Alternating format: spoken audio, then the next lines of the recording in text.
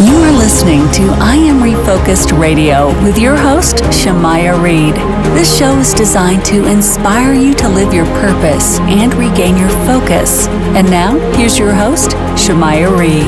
Welcome back to I Am Refocused Radio. Once again, we are here today and we have an amazing show lined up for y'all. We have the one and only Adrien Lewis. He is the visionary founder of CarePortal. Based in Kansas City, CarePortal is a groundbreaking care sharing platform that connects vulnerable children and families with their community.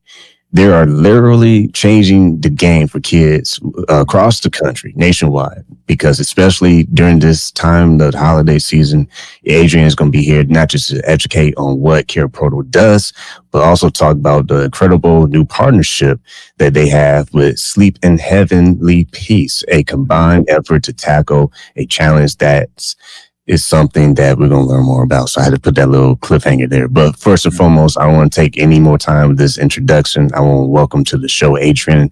First and foremost, thank you for spending time right before Thanksgiving with us, man. How you doing? I'm doing great, brother. I so appreciate the invite. Yes, sir. I know great people like yourself are doing some amazing things. So let's kick it off. Can you start off by explaining what CarePortal's core mission is and how the care sharing platform is working to connect vulnerable children with their community? Yeah. So it's real simple, brother. We like what the Bible has to say, right? And what the Bible has to say about our neighbors is that we should see and serve them as much as we possibly can. And when we do that, we get real up close to Jesus. And so what CarePortal has done is we've taken this simple idea. You first heard about it through Uber, probably, this idea of connecting riders and drivers together. They called that ride sharing, right?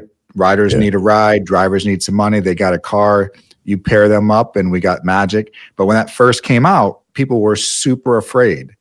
The idea of getting into a stranger's car who you didn't know and the car wasn't yellow, like there was some barriers there.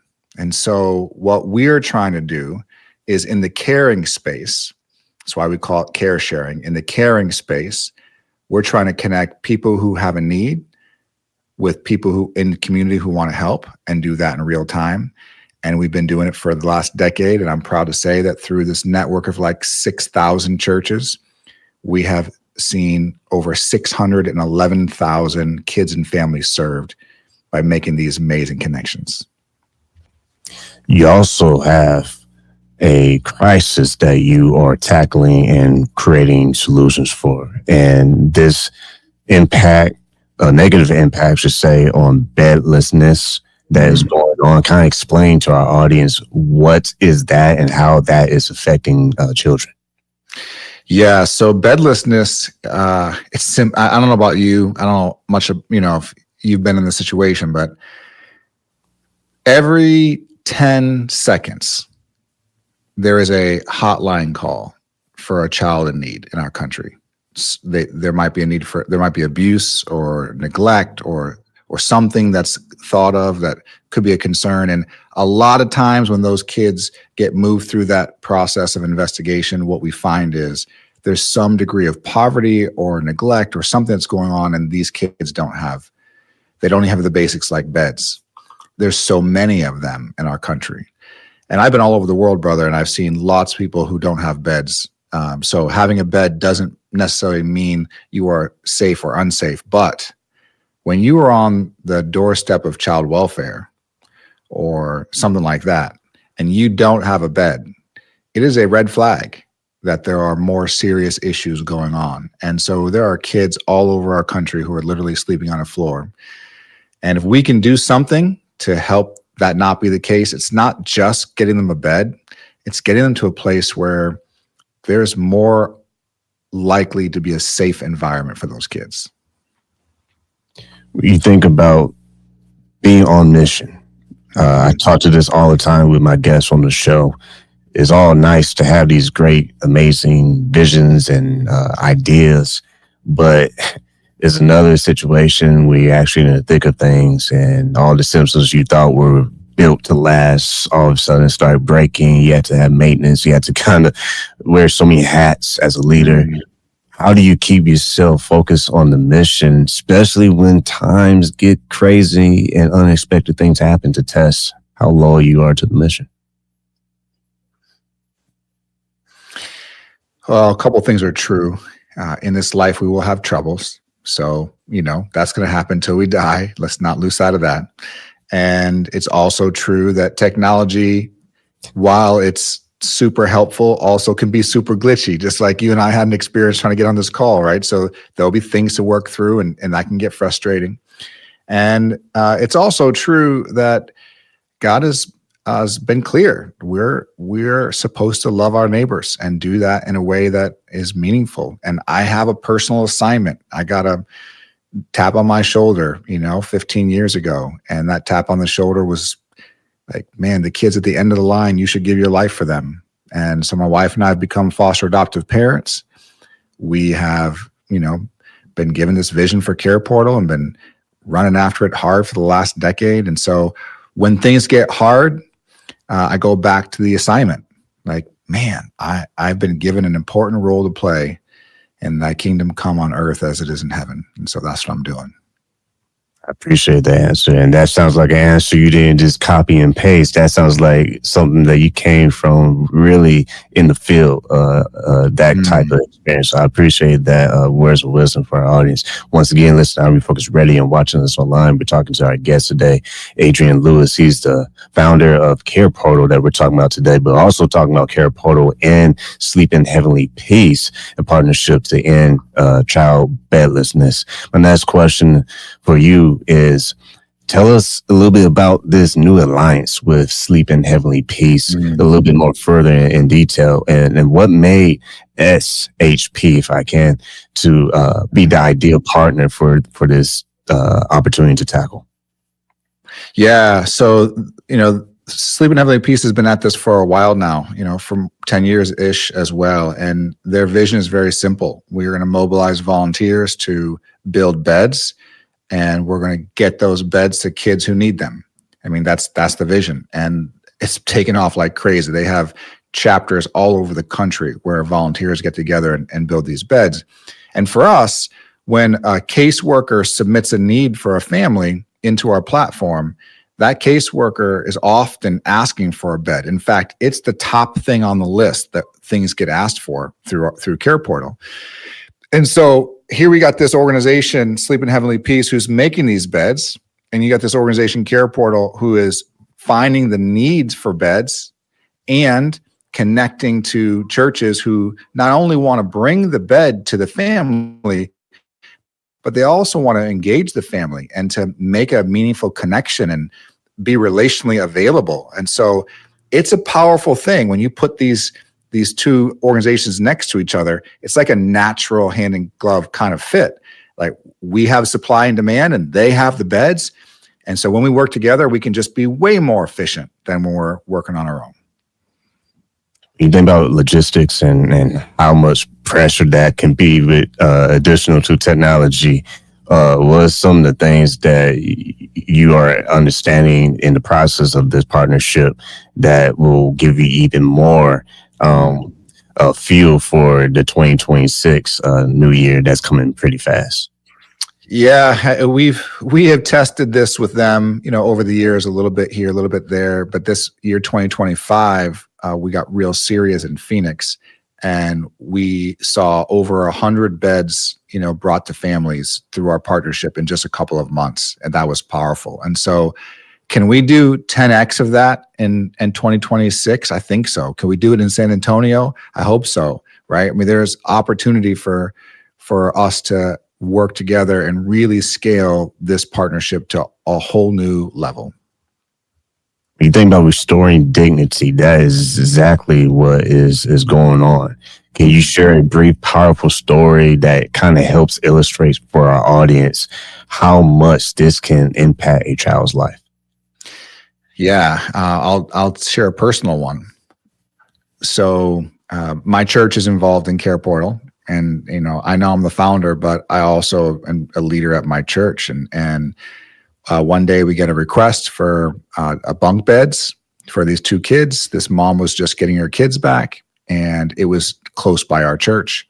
And I told you we're foster adoptive parents. And so we actually had some extra bunk beds in my home. And we responded to that request personally. We took our bunk beds apart from our house and we went over to the mom's house. Her name was Linda. We show up and it turns out we know Linda. Linda's son played on my son's football team. And we had no idea that she was in this situation. Like, we had no idea. And so for us to be in her home, to set these beds up, to get to know her better, to know that the next time we went to a football game, we saw her there, like there's something real going on behind the scenes, for my son and her son to connect a little bit better. Like, it's a neighbor loving a neighbor, which is way different than when you have professionals involved and they show up and they're doing their job. I love it. They're important for caseworkers. They have to. But when a neighbor, like, here's the thing. Government really can't love a child, but a neighbor can. And I've got to be involved in that firsthand. When you think about volunteer work and people who will watch this and listen to this episode, and they're thinking to themselves, well, gee, what are some ways that I can get involved? Or I know someone who lives in this area and they can probably get involved. Or what you're doing with your team. Are there any opportunities out there for our listeners and viewers who want to get involved, either partnership or volunteer work? Obviously, we want them to donate, but what's some hot ways, topic, easy right now, need this need filled right now that they can start doing after they listen to the show? So this is how fast it is. Literally, if you're listening to this, you can download the CarePortal app or go to careportal.org, either one, and you can see the needs that are available to be helped out with in your community right now.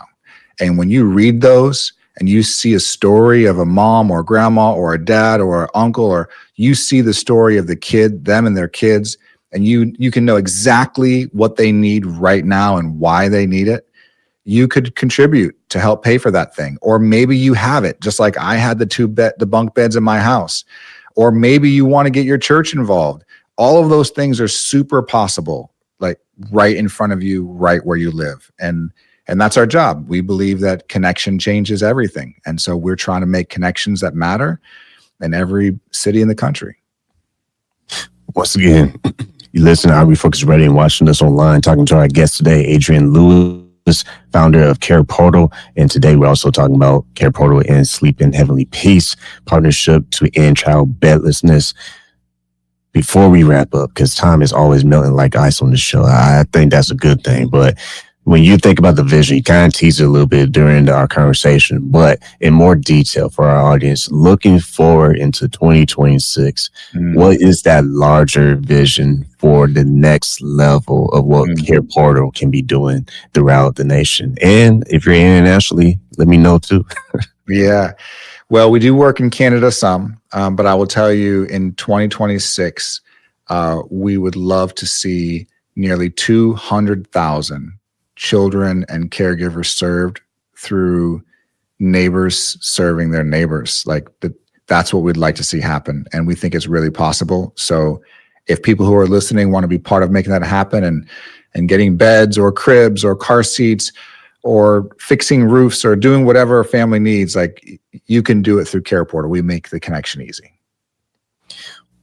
Kind of highlight your team a little bit, because I always say this in conversation when I talk to people, is that when I have these amazing leaders like yourself on this show kind of spill the beans, all these great successes and whatnot, it takes a team. It takes a foundation, right? It takes what is that core that drives everybody from the top down.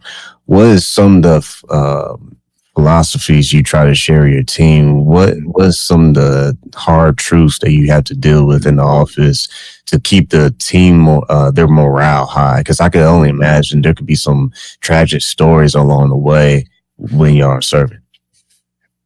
Yeah, so that's real. I mean, the reality is we wouldn't have this work to do if there wasn't brokenness in the world.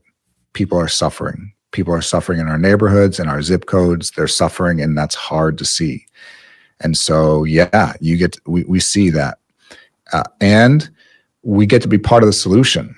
And so, for our team, we are constantly being remotivated because we see all the beautiful things that churches and people who care across the country are doing on behalf of their neighbors. We see all these stories of redemption. We see all this transfer of hope. And our team is amazing. Like we're called to this work. We're in the grind. We go after it day in, day out. We have over 100 people on our team across the country. And I'm really proud of them. When they are out there, their biggest challenge is to find churches and businesses and agencies who want to work together. And they're doing it. That's why I can say next year, we're probably, Lord willing, we're probably going to be seeing 200,000 people who've been touched by this work. And that's pretty motivating, brother. Well, you had to come back on the show for some updates because I got a feeling that you probably want to shatter this record, this goal, if you will, because that's what I love about this show. I tell people all the time, I am fortunate enough to be trusted to ask these questions with some of the world's most influential people, some of the world's most trusted leaders. And this guy right here gets to be on the mic and talk to them. Like, that is such a responsibility that I still to this day, I get nervous before I go on the show. Because back in the day, in barbershop days, it was just like, man, I got to get my cousin here and let me just get somebody, entrepreneur. But now it's like, fast forward from 2017 to 2025, it's gotten real. You got some big people like yourself who are doing some big things because there's some big issues.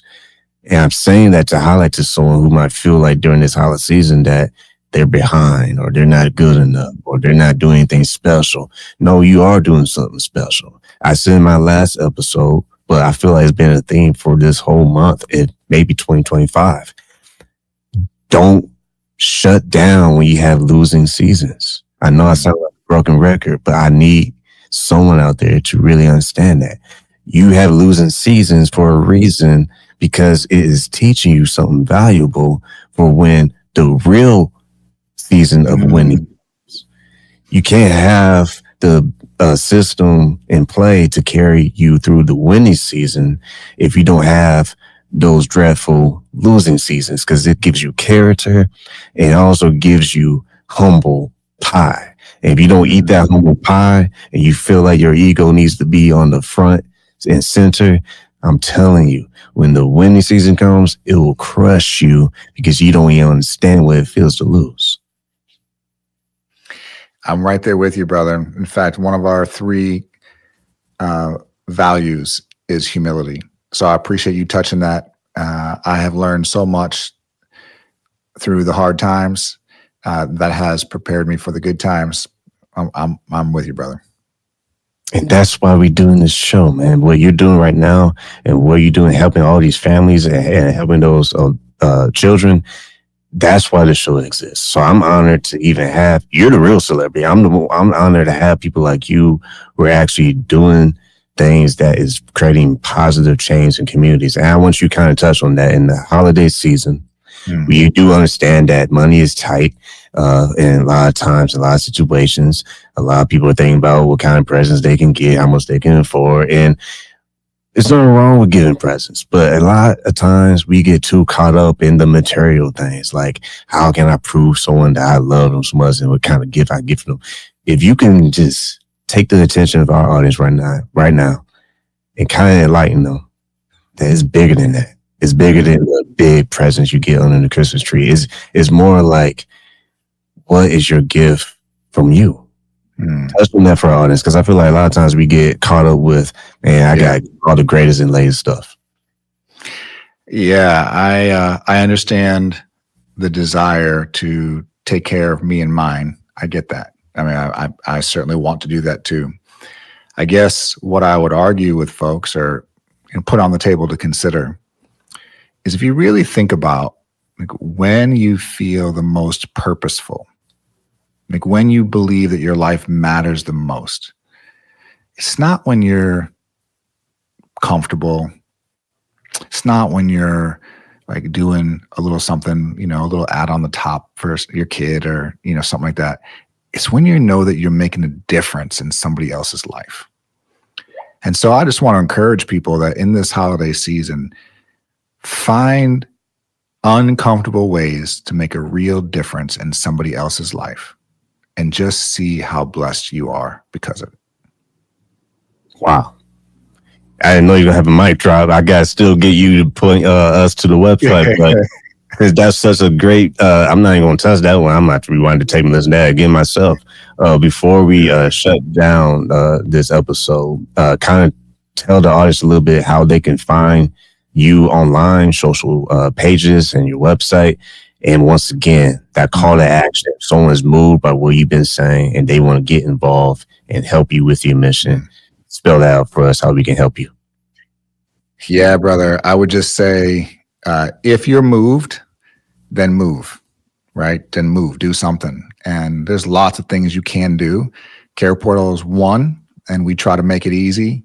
Literally, go to the App Store, Android or iPhone, download the CarePortal app, look on the map, see the needs in your zip code.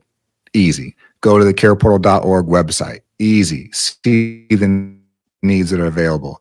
And if you're part of a local church, get your church involved. If you're a business owner, you can get your business involved. It's so easy to get involved. That's what our job is, to make connections possible. Well, I want to say to you, appreciate the hard work that you're doing. And I know there is reasons why things happen. And I think you were on the show to really shed light to an issue that a lot of people may not even know exists. And that's why good platforms are supposed to do their job and have a way to amplify good messages. And I think today's messages that you share with us is not just going to hit home, but it's a timely message that I hope people in the holidays, if you feel like you need to find someone to spend some money on or help, hey, I have a bright idea. Why don't you support what Adrien and his team is doing? Because I want to keep tabs with you and what you're doing in the future. And hopefully, Refocused Radio can take action as well and find ways to help what you're doing, your mission, and amplify the core message of what you're doing. Thank you, brother. I so appreciate the time today. Awesome. Happy Thanksgiving. Happy Thanksgiving.